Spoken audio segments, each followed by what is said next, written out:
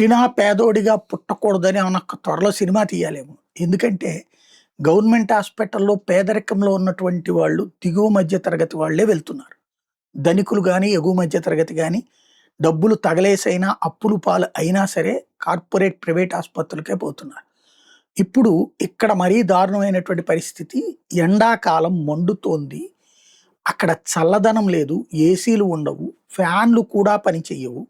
ఇళ్ళ దగ్గర నుంచి ఫ్యాన్‌లు పట్టుకుపోతున్నారు అన్నటువంటిది రాసుకొచ్చింది ఈనాడే.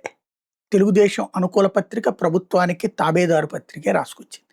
అంటే పరిస్థితి ఎట్లుందో అర్థం చేసుకోండి. మరి ఏసీలు పెడతారా? పెట్టరు. సోలార్ ప్యానెల్స్ పెట్టి ఏసీ కూలింగ్‌ది సిస్టమ్ పెడితే ఏమన్నా నష్టమా? సోలార్ ప్యానెల్స్‌తో ఇప్పుడు మనం ప్రభుత్వం ప్రజలందరినీ సోలార్ ప్యానెల్స్ పెట్టుకోండి మీకు కరెంట్ ఖర్చు ఉండదంటున్నారు కదా! ప్రతి గవర్నమెంట్ హాస్పిటల్‌లో సోలార్ సిస్టమ్ పెట్టేసేస్తే ప్రాబ్లమే ఉండదు కదా! ఖర్చే ఉండదు కదా! ఆ డబ్బులు బ్యాంకులో లోన్ తీసుకొనైనా పెట్టుకోవచ్చు కదా! లేదా ఏ ఔట్‌సోర్సింగోడికి ఇచ్చినా పెడతాడు కదా! ప్రాక్టికల్‌గా ఆలోచిస్తే.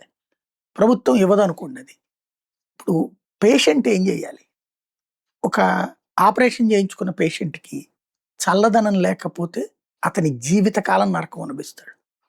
ఒక గర్భిణి డెలివరీ అయ్యాక ఆ బిడ్డకి ఈ మండుటెండల్లో 40, 45 డిగ్రీల ఉష్ణోగ్రతల మధ్యన రగులుతున్నటువంటి ఆ వేడిలో, ఆ వేడి గాలులలో ఆ పిల్లల బ్రతుకేంటండి?